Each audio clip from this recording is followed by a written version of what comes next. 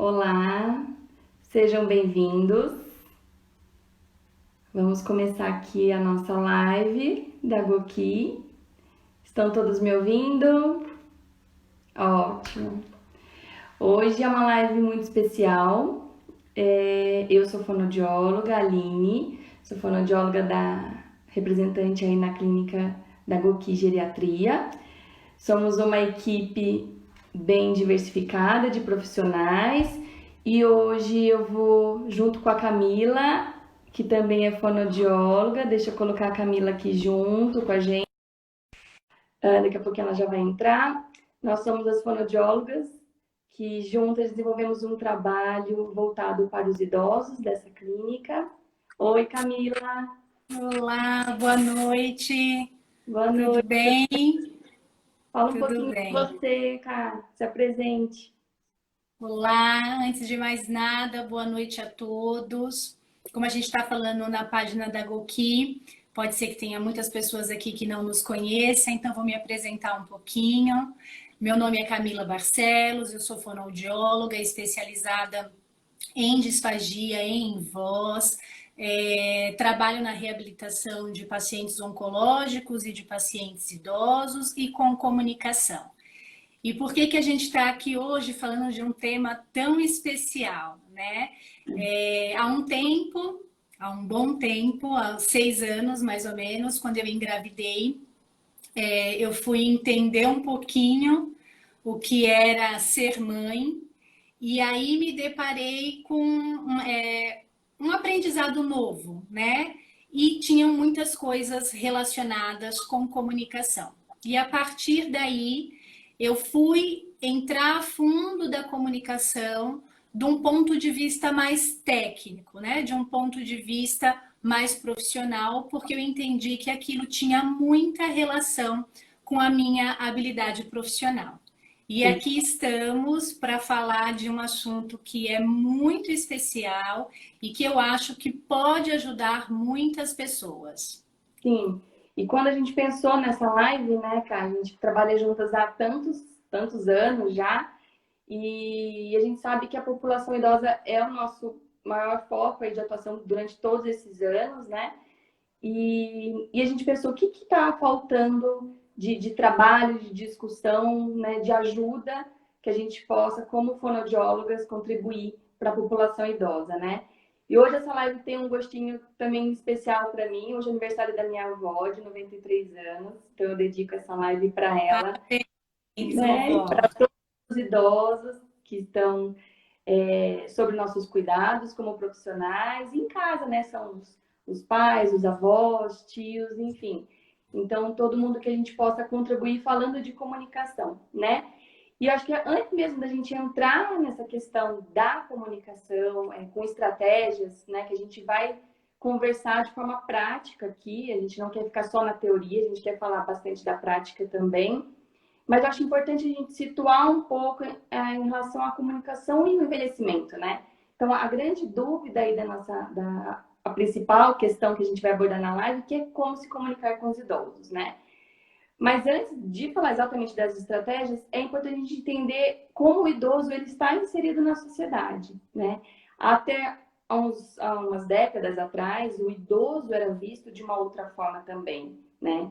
O idoso ele tinha um papel de detentor de sabedoria, né? Havia muito Isso. respeito em relação aos idosos, né? Era aquela coisa, até um distanciamento, né? Hoje o idoso é uma pessoa que tem uma bagagem de vida muito grande, e os filhos, os netos colocavam eles em outro patamar também. Mas a sociedade mudou de alguma forma e a gente viu os idosos serem colocados num campo de uma exclusão social, né? Então, antes Isso. ele era o detentor do saber ali e agora é visto muitas vezes como algo assim passado, né? Aquela coisa, deixa ele quietinho, ele não, né, não sabe, enfim, com várias limitações. E muitas vezes os filhos têm dificuldades em lidar com esse papel que o idoso foi colocado de alguma forma, né? E a gente não está sabendo muito como lidar com isso, como se comunicar com esses idosos de uma forma respeitosa, né? E aí, Caio, eu pergunto para você, como você acha que os filhos devem entender esse processo do envelhecimento, né, do idoso? Eu acho que o inicial é a gente entender que o processo de envelhecimento normal, ele pode acarretar mudanças fisiológicas e mudanças estruturais que já altera o processo de comunicação por si só. Então, a gente tem uma mudança nas estruturas anatômicas, a gente tem uma mudança na percepção da fala do outro, então, tem um aumento na latência para as respostas, a memória pode estar alterada, a gente tem alterações que a gente chama de presbifonia e presbiacusia, que são mudanças normais na audição e na fala. Então, isso também pode causar ruído na comunicação do idoso, pelo simples fato do envelhecimento normal. Então, eu tenho umas estruturas mais flácidas, estruturas mais enfraquecidas, consequentemente, eu tenho uma comunicação menos precisa, uma voz mais fraca. E muitas vezes isso leva o idoso para um patamar de subjugado. Ele não sabe o que ele está dizendo, ele não sabe o que ele fala. E aí ele passa por um momento de distanciamento mesmo, né? Ele já não é mais ouvido. E não só porque às vezes ele não é valorizado como pessoa, mas porque ele realmente não tem aquela potência de fala e de comunicação que ele tinha antes. E por que falar disso se o objetivo da live é falar para as pessoas como se comunicar melhor com o idoso? Porque a comunicação ela é pautada justamente nesses dois pilares. O emissor, que sou eu, que quero me comunicar melhor com o meu idoso, meu pai, meu avô, enfim, meu paciente, e o receptor, que é o idoso. E para eu conseguir ter uma comunicação efetiva, uma comunicação eficaz e atingir os resultados que eu quero, eu tenho que conhecer o meu receptor. Né? Não basta eu saber falar bem, eu saber usar as palavras se eu não conheço o meu receptor. Então, isso é fundamental. E isso vale também para os cuidadores que não são familiares, que não conhecem aquele idoso de uma maneira aprofundada. Não conhece a cultura daquele idoso, não conhece a vivência daquele idoso, em que ambiente ele era inserido. Então, esse conhecimento é fundamental para aí sim eu conseguir estabelecer uma comunicação mais efetiva. Ótimo. E tem vários fatores que podem interferir, né? Você comentou alguma coisinha sobre os ruídos, diversos ruídos que tem na comunicação, né? E muitas são pautadas, assim, se a gente pensar num panorama geral, né? Em relação à percepção. Então, quando a gente se comunica, né, a gente está fazendo uma comunicação aqui, mas as pessoas que estão nos ouvindo, elas vão ter uma percepção, né? Sobre nós, sobre a nossa comunicação, sobre o conteúdo que a gente está fazendo. E elas vão embutir também valores, né? Elas já têm os valores delas, né? Como pessoas, e elas usam esses valores na hora que estão escutando uma pessoa se comunicar também. Isso acontece muito com o idoso, né? E tem as nossas emoções, né? Então, que também aqui nesse processo a gente está praticando hoje isso, mas no momento que eu estou comunicando com o idoso, eu coloco tudo isso em jogo, né? Então, principalmente se é um idoso familiar. Então, se eu estou me comunicando com o meu avô, com a minha avó, com os meus pais idosos, eu coloco tudo isso na prática da comunicação. Então, é muito comum a gente confundir, muitas vezes, o entendimento de algo que aquele idoso está falando, porque eu estou embutindo exatamente esses fatores, né?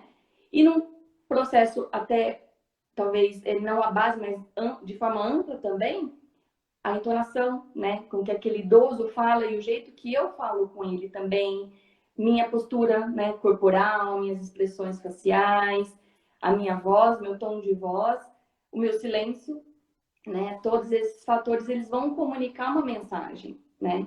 Então, quando eu falo com um idoso em que ele já apresenta uma certa sensibilidade, se a gente pensar até no processo de envelhecimento, que ele está, né, lidando com as suas limitações funcionais, com os prejuízos, né, orgânicos do envelhecimento, ele já está um pouco mais sensível a todo esse processo, né?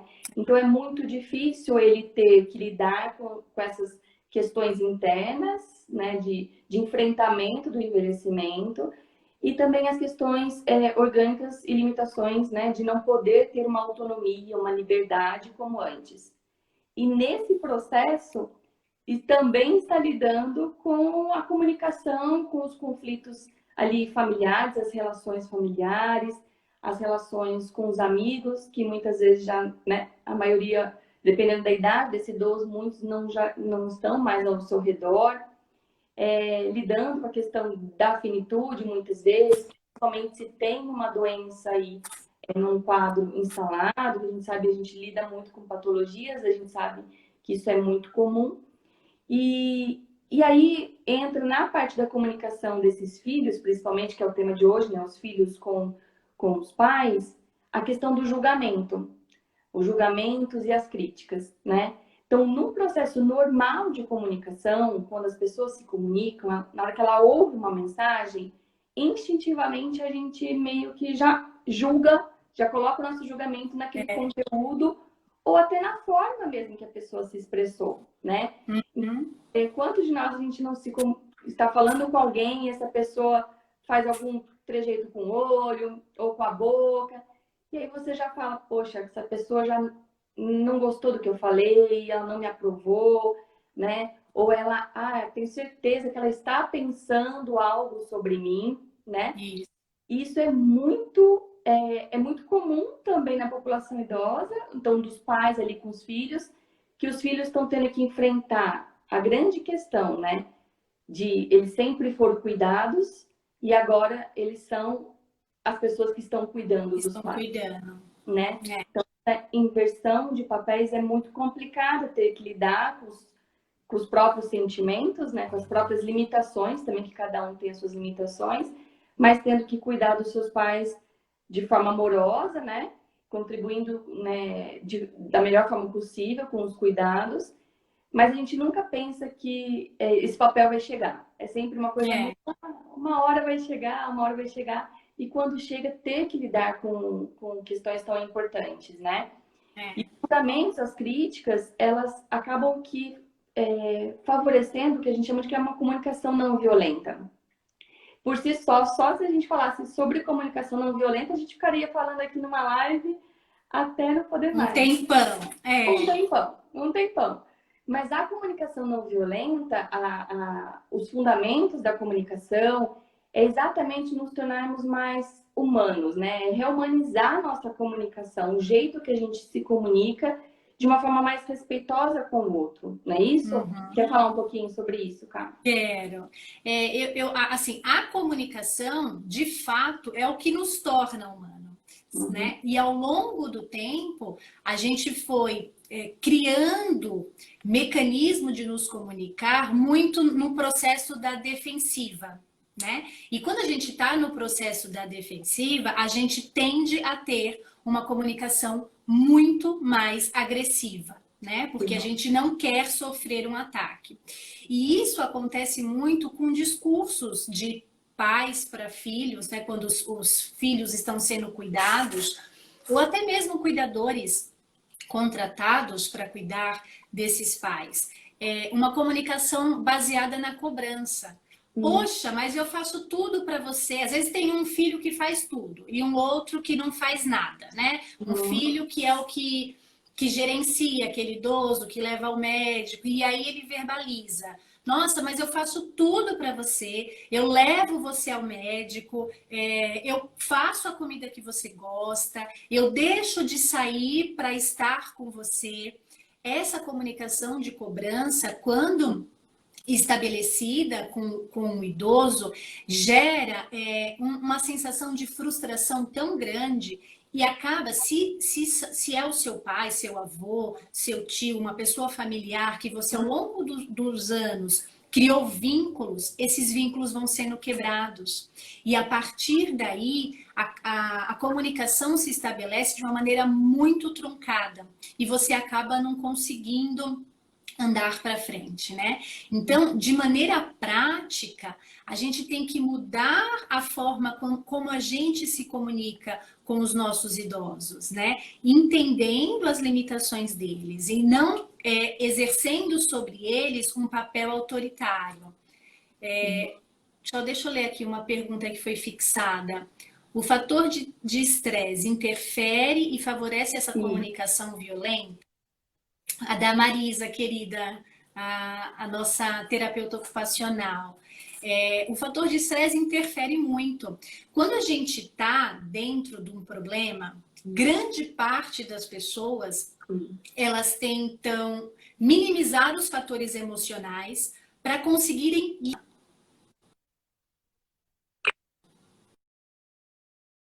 Eu caí.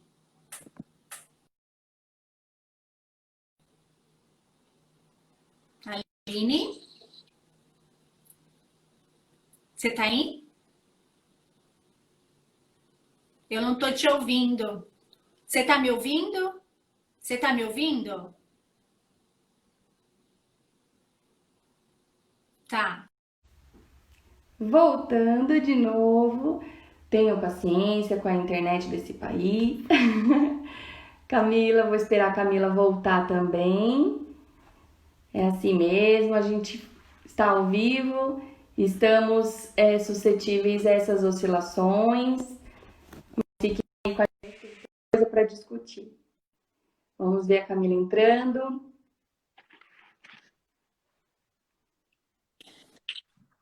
Vamos lá, Camila, persistência. É um teste de comunicação isso, certamente.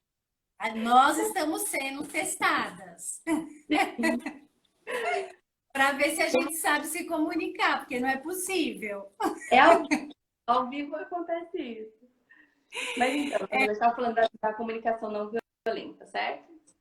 Certo. Vamos dar uma orientação prática, né? Para as pessoas entenderem o que elas podem fazer. Porque quem nunca estudou a comunicação não violenta, né? Ou como se comunicar de forma efetiva com o idoso, fica tudo muito abstrato do que a gente está falando. Mas são mudanças simples na estratégia de se comunicar com o outro, né? Ô, Carla, antes de entrar especificamente no idoso, tem uma pessoa que perguntou aqui, o Fernando, que comentou quais são os aspectos básicos da comunicação não violenta, né? Então, são 4 pilares, né, em relação à observação, necessidade, né?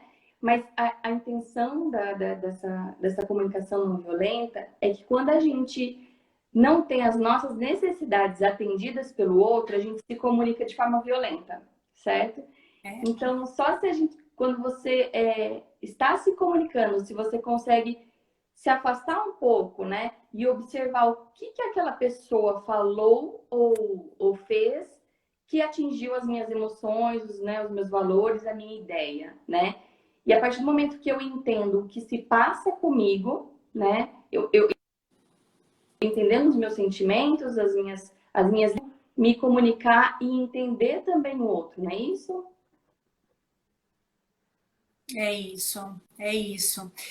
Toda comunicação, ela tem dois pilares. Ou é um por favor, ou é um obrigado. Ou eu estou pedindo alguma coisa, eu tenho que olhar aquela comunicação que a pessoa está me dando, né? E eu tenho que observar, ela está me pedindo alguma coisa ou ela está me agradecendo alguma coisa. A comunicação, ela é pautada nisso.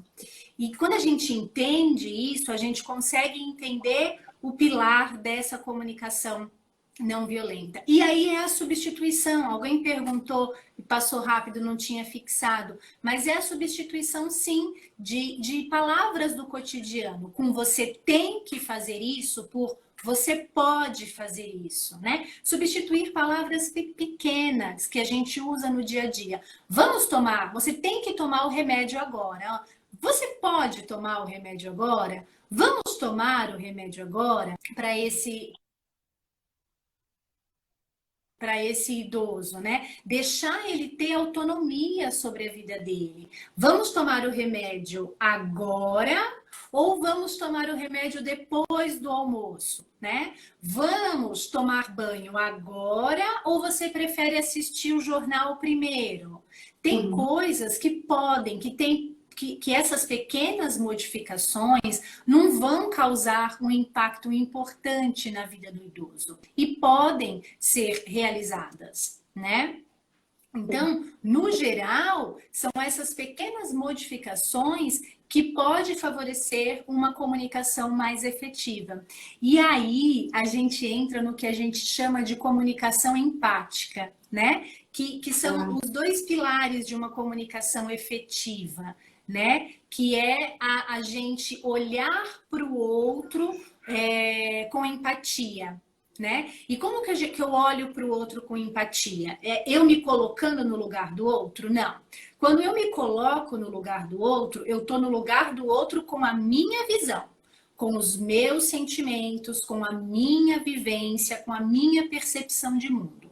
Quando eu me coloco no lugar do outro, genuinamente, né? Quando eu olho para o outro com empatia, eu estou percebendo os sentimentos dele, pela vivência dele e considerando as necessidades dele. E é isso que a gente precisa fazer, considerar as necessidades do idoso para conseguir comunicar com ele de uma forma mais assertiva, de uma forma menos agressiva e de uma forma, né? No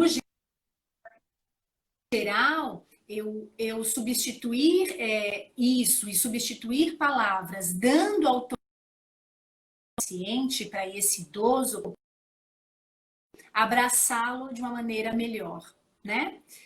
A gente tem uma pergunta aqui da Neiler Montoni. Tem como separar o emocional das estratégias de comunicação?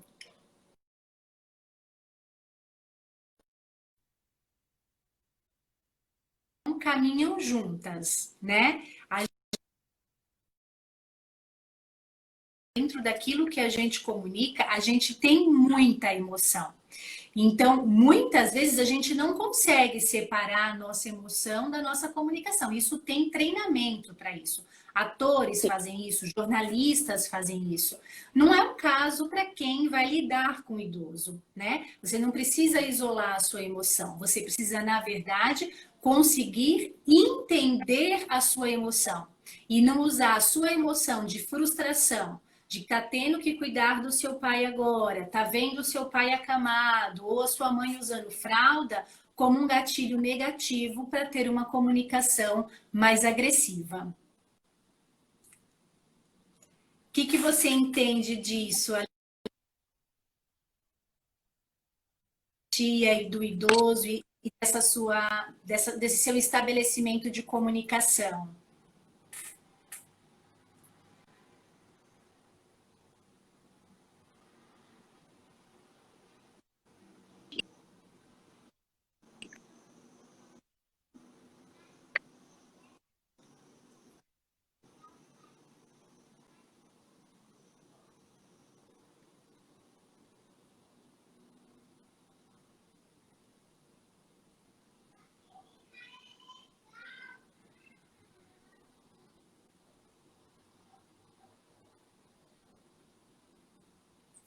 Para mim, eu estava responder a pergunta da Marisa, que foi ótima, que é como efetivar uma comunicação. Tá, Cássia? Voltou seu áudio? Não. Eu achei que tinha voltado.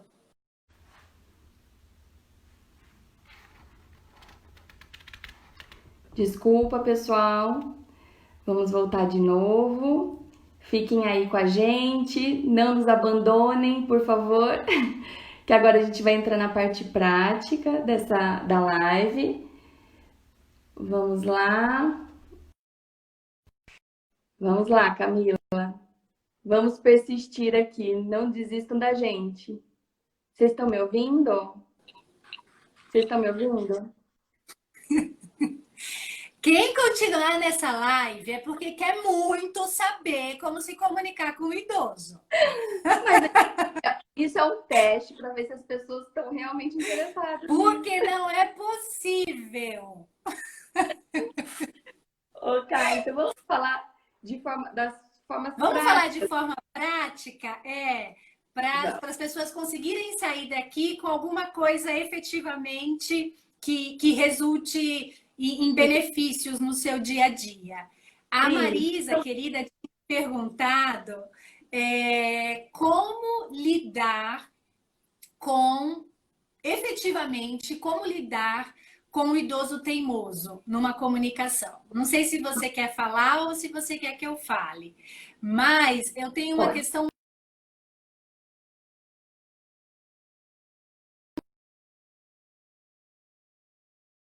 Essa terminologia teimoso, a gente usa para os dois polos, né?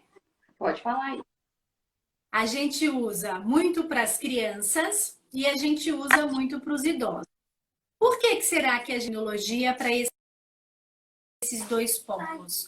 Talvez porque a gente acredite que eles tenham que ter obediência sobre aquela pessoa que está falando.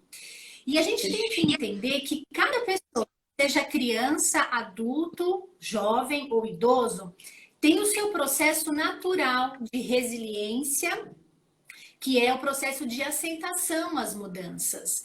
E muitos idosos têm uma resiliência menor. Por quê? Porque eles foram sofrendo mudanças ao longo da vida que acarretaram impactos importantes, né, na sua vida como um todo.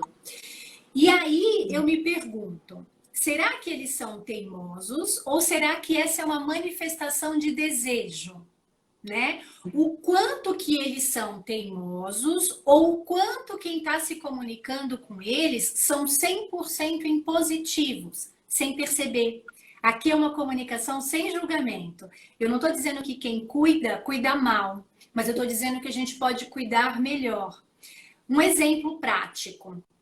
Um idoso de 80 anos que morou a vida inteira sozinho, com a família, enfim, foi provedor de um lar, mora na sua casa, e aí ele caiu, teve um outro problema, deixou uma panela no fogo e se decidiu em família que ele vai ter que morar com um dos filhos. Uhum. E aí a comunicação é assim. Então agora você vai ter que morar com a Joana, porque não dá mais para você morar sozinho.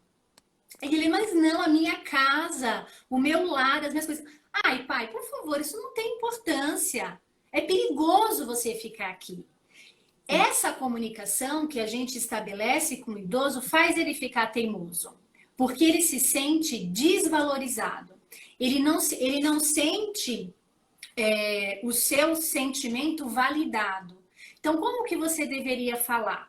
Eu estou aqui, eu entendo que para você essa casa é importante. Vamos pensar juntos numa estratégia para essa mudança acontecer? Então, o que você prefere? Ir para minha casa na semana e vir para cá no final de semana? Ou ir para minha casa 3 vezes na semana e 3 vezes você fica aqui? Ou a gente faz assim, a gente leva algumas coisas da sua casa que você acha muito importante para minha casa e decora um quarto para você. Com É dar certeza ele possibilidade, né? menos teimoso. Na hora, ele seria resistente. Ele continuaria falando não. Mas essas alternativas daria possibilidades para ele pensar. Essa comunicação daria possibilidades para ele pensar. E não somente para ele dizer para você que ele não quer, que ele não aceita, que ele não vai sair da casa dele. Então, são mudanças difíceis, sim, Marisa, são mudanças complexas, porque está recheado de emoção, está recheado de um contexto social e um contexto de gerações, mas dá para a gente ir fazendo essas mudanças aos pouquinhos, ir se policiando, ir mudando aqui, ir mudando ali. Não é, Aline? É isso mesmo. E se a gente pensar nos dois pilares aí de comunicação, que a gente pode falar de uma comunicação assertiva, né? Então, em termos de comunicação assertiva, como eu posso ser mais assertivo com aquele idoso, né?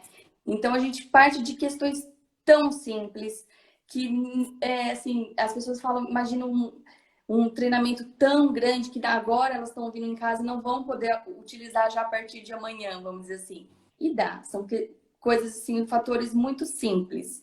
Então, desde você imaginar que aquele idoso ele já tem um declínio auditivo, por exemplo, você não vai conversar com ele, principalmente assuntos que requer uma certa atenção dele também, você não vai falar virado, né? Olhando para o lado ou virado de costas para aquele idoso.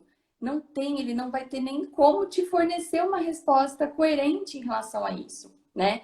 Isso. Então, falar de frente, né? Falar devagar. Os idosos eles têm um tempo maior de resposta, né? Então não é fazer uma pergunta e já esperar uma resposta imediata. É fazer uma pergunta e dar aquele tempo dele de formular uma resposta e aí fornecer para você, né?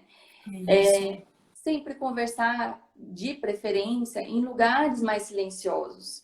O idoso ele distrai muito facilmente, né? Então o fato dele não escutar alguma coisa, ele acaba se afastando da conversa também, porque ele não está se sentindo incluído naquela conversa, né? Então, a partir do momento que a gente chega mais perto do idoso, toca, né, na mão, nos ombros, para poder chamar atenção para aquilo que você vai falar de frente, articular as palavras, exatamente, falar de forma mais clara, isso facilita muito o entendimento, né, não? E a gente ser muito mais objetivo também. Então não adianta, se você quer uma resposta daquele idoso rápida, de alguma forma, não adianta formular frases muito longas, né? Então, ao invés de falar, vamos tomar banho após um chá, né? Fala assim, vamos tomar banho? O que o senhor gostaria de fazer agora?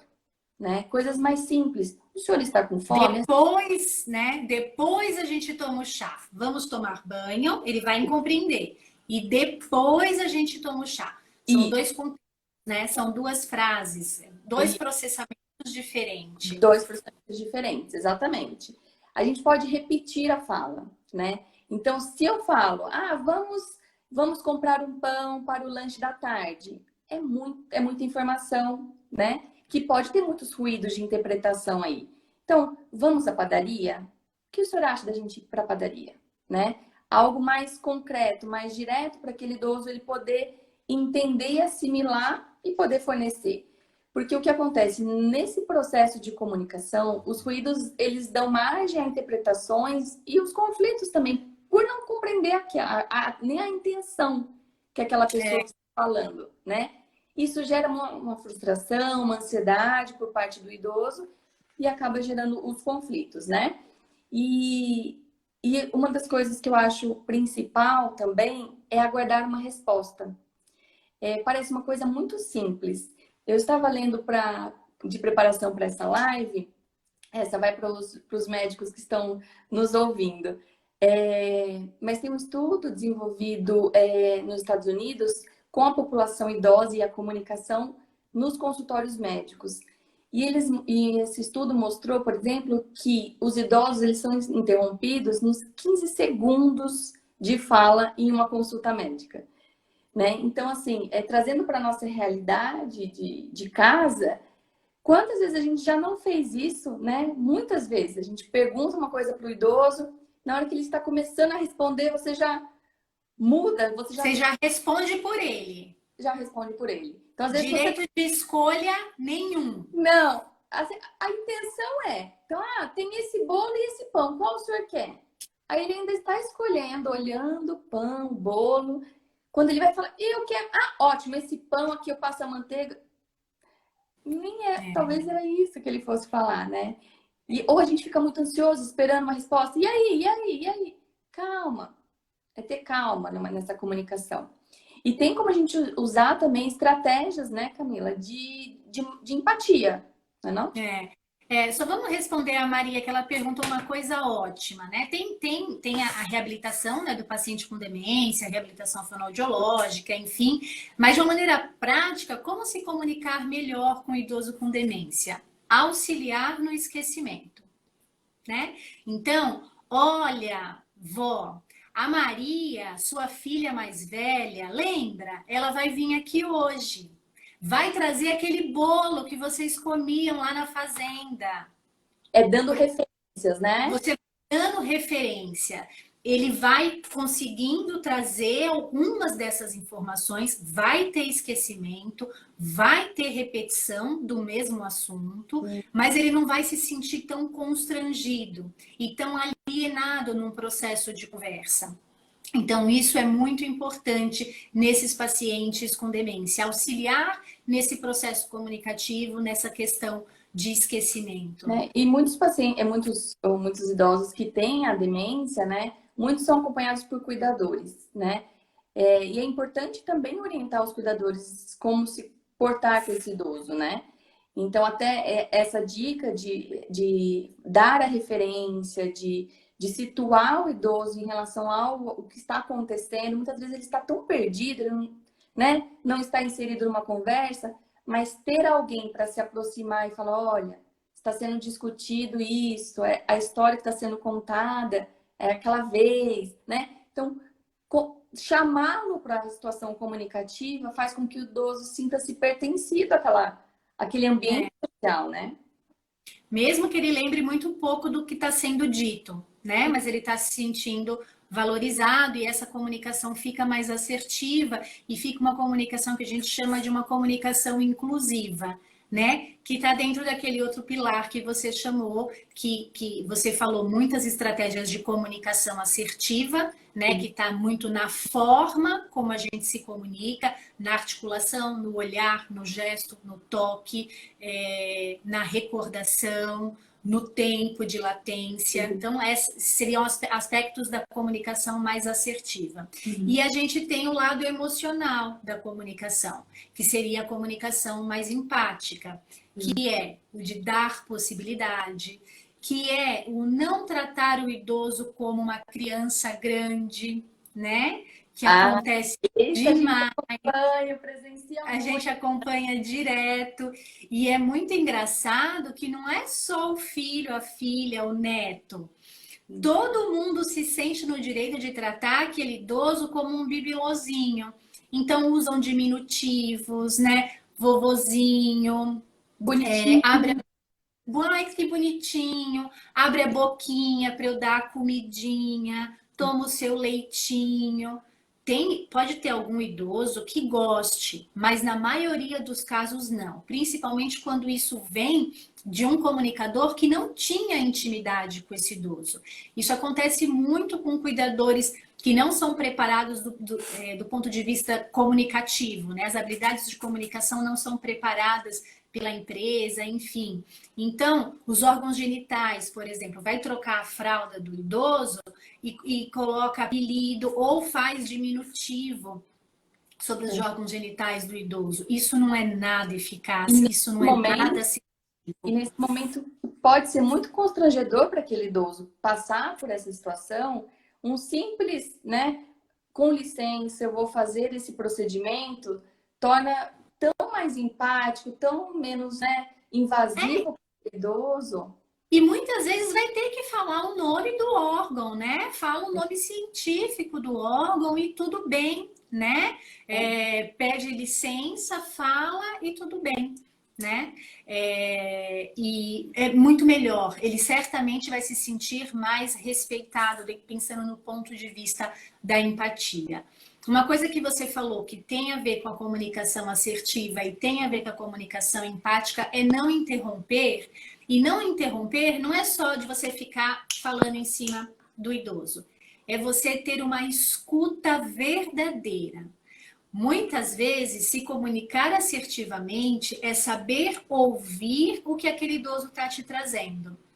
Então, presta atenção no que ele está falando. Presta atenção de verdade, né? Reforça algumas coisas que ele está falando. Então, ele está com... Ouvir, né, a gente vê não só com os idosos, né, nos atendimentos, em tudo, né? A gente vê a questão do ouvir o outro tá tão não está mais intrínseco na gente, né? Entre os profissionais, colegas de trabalho, e os familiares e o idoso que já tem uma qualidade auditiva não tão boa, o não ouvir verdadeiramente o que ele fala, quantas coisas, né, a gente perde na fala desse idoso. Não, e quantas emoções se perdem, quantos momentos se perdem, quanta eficácia de tratamento se perde. Porque você não entende o que o idoso está sentindo do ponto de vista de dor, né? Aí você não consegue relatar para o médico do paciente, aí você não consegue relatar para a fonoaudióloga, para o fisioterapeuta, porque você não está ouvindo a queixa verdadeiramente dele, né? E isso é importantíssimo. E uma outra coisa que é muito importante e que vai lá no começo da live, que eu falei quando eu entrei nesse mundo de comunicação, foi para entender como eu ia lidar com os meus filhos, enfim. E aí eu caí num tópico que aí eu fui estudar comunicação, que era o não. Deixar de usar o não. Ou usar o não de uma forma responsável. E se você parar para pensar, quantas vezes o idoso escuta não? Não pode mais, não dá para fazer mais, não vai fazer mais, não, não e não. Então, deixar de usar o não é muito difícil. Quando eu fui falar, eu ia falar não usar o não. Aí eu pensei e falei deixar de usar o não. Porque não usar a palavra não realmente é difícil. Mas a gente precisa fazer isso, e principalmente com o idoso. E você tem como fazer isso trocando mesmo. Em vez de falar, você não pode mais, puxando para a nossa sardinha, né, de tratamento da disfagia, você não pode mais tomar água. Em vez de você falar assim, você fala, pai, agora você pode tomar água de coco com espessante ou suco de manga. O que você prefere? Né? É diferente. Pai, você agora, ou né, José, João, enfim, você agora não pode mais andar sem o andador. Mas agora você precisa andar com o andador. É mais seguro para você. Você não precisa ficar verbalizando o que ele não consegue fazer, né? Sim, a doutora Sumika, que é a coordenadora aqui da GOK Geriatria, fez um comentário que é muito pertinente, exatamente. Muito da nossa comunicação que a gente usa com os nossos pais idosos foi muito do que a gente vivenciou ao longo da vida, né? Então, se a gente, principalmente, teve uma educação muito autoritária, a gente escutou muitos nãos, né? A gente acaba reproduzindo isso no cuidado com os nossos pais ou em outras situações, né? Então, tudo que a gente leva de cuidado com o outro é da bagagem que a gente tem de história de vida, né? Então, se você vivenciou essa educação mais empática, que nem você mesma, Camila, se posicionou e se preocupou e se preocupa diariamente, que eu acompanho o jeito que você cuida dos seus filhos, né? Provavelmente, possivelmente, eles vão ter ferramentas diferentes quando eles forem cuidar de alguém, porque eles foram cuidados de uma forma diferente também. A linguagem era outra, né? Então, às vezes a gente não entende porque um filho fala assim com o idoso, então a gente tem que não julgar, né, inicialmente, falou, opa, espera, né? Mas ensinar. Ensinar, exatamente. Ensinar que é um processo é um processo, é uma palavra que está na moda, mas é essa palavra, é uma ressignificação da comunicação. Muitas das coisas que a gente aprendeu, a gente sabe que hoje não dá mais certo, que não é mais assim, que era errado, e a gente não sabia. E ok também os nossos pais terem ensinado a gente assim.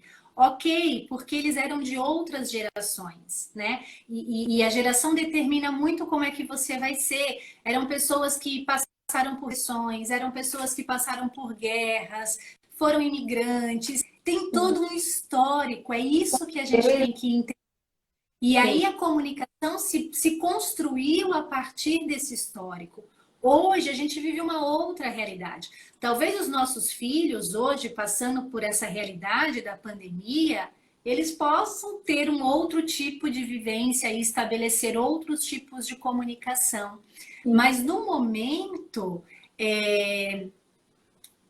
a gente sabe que não é mais assim. Então a gente tem que ir quebrando. E é claro que se a gente recebeu uma comunicação autoritária, a gente vai imprimir uma comunicação também autoritária. Você tem que se revalidar, se ressignificar, né?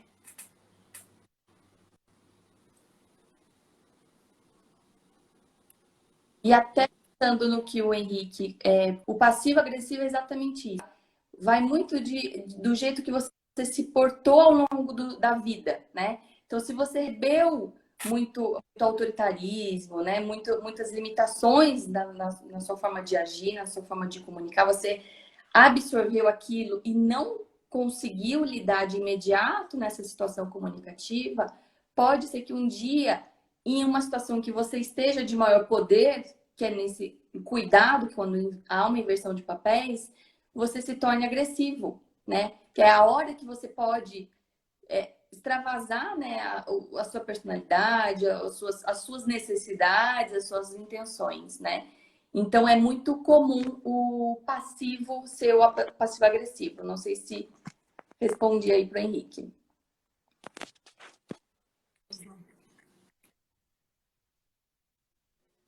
É isso mesmo. Então, pensando em Grey agora, de um vídeo, depois pedir para a doutora Sumika para a gente colocar no feed do Instagram. É um vídeo que a gente passa em alguns treinamentos e que tem o filho e o pai num jardim. E, resumidamente, o filho pergunta para o pai o que é uma coisa que ele vê. Não, desculpa, o pai pergunta para o filho o que é alguma coisa que ele vê no jardim. E o filho fala que é um pássaro. E o pai faz essa pergunta mais umas 2 ou 3 vezes, e o filho, na terceira, sem paciência nenhuma, estava lendo um livro, já sacode o livro e já fala que é um pássaro, pelo amor de Deus, por que você está me perguntando isso pela terceira vez? E aí o idoso completamente apático, ombros para dentro, cabeça para baixo, que é uma coisa importante que a gente tem que perceber, que a gente não falou, a comunicação não verbal. Observe a comunicação não verbal do seu idoso, né? Seja ele seu pai, seu paciente, enfim. Vê se não está tentando te transmitir alguma coisa, essa comunicação não verbal, esses gestos, essa postura, esse olhar, a postura da cabeça. Enfim, e aí esse idoso levanta, pega um caderninho, que parece um diário, e entrega na mão do filho e pede para ele ler uma respectiva página. E aí o filho lê, quando eu tinha 3 anos, quando eu não sei quem tinha 3 anos, nós estávamos no jardim, e ele pela primeira vez viu um pássaro e ficou encantado, e me perguntou, acho que umas 20 vezes o que era aquilo. E as 20 vezes eu respondi que era um pássaro, meu filho, porque eu estava encantado com a descoberta dele de uma nova coisa, né? O quanto que a gente não se coloca no lugar do idoso, né? E não trata ele com esse cuidado que muitas vezes ele nos tratou, né? Quando era criança, pegou na mão e repetiu 10 vezes a mesma coisa. É isso mesmo, cara. Nossa, bem lembrado desse vídeo. Vamos disponibilizar aí, que ele é muito bonito. E ilustra bem tudo que a gente teve de intenção quando a gente montou essa live, né? Quando a gente pensou nos conceitos que a gente poderia abordar nessa live, a gente pensou em vários caminhos, né? Mas eu acho que a gente conseguiu abordar muito das estratégias, né? Mas é exatamente assim, a gente não sabe aonde a gente vai chegar, né? Usando tudo isso, né?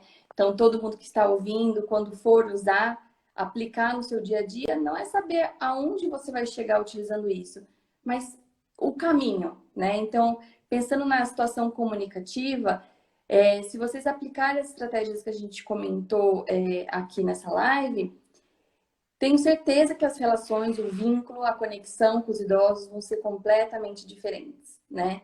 Isso diminui muito os conflitos, o estresse familiar, né?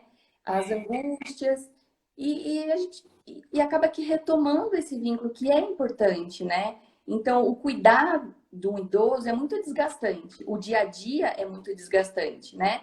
A gente sabe que a burocracia e do cuidado é muito intensa, mas se a gente consegue diminuir os ruídos que tem, né, dos conflitos, o discurso, se a gente consegue mudar um pouco a nossa postura frente a essa situação comunicativa, tenho certeza que melhora muito a qualidade de vida do idoso, que é o nosso foco aqui. E saindo daqui, sabendo que você tem dois caminhos. Se comunicar de forma, lembrem, né? Se comunicar de forma assertiva, usando a empatia, vocês vão conseguir driblar essa teimosia, né? Essa insatisfação e muitas vezes essa falta de assertividade na comunicação. Exatamente. Então tá bom, Camila, vamos encerrar então o vídeo, né? Depois de muita insistência da internet. Depois de muita gente não desistiu. Um beijo, muito obrigada, Aline, pelo convite. Obrigada, agradeço cara. a doutora Sumica também pela confiança e a toda a equipe da Goki Geriatria. Obrigada. Obrigada a todos que nos ouviram. Tchau, tchau.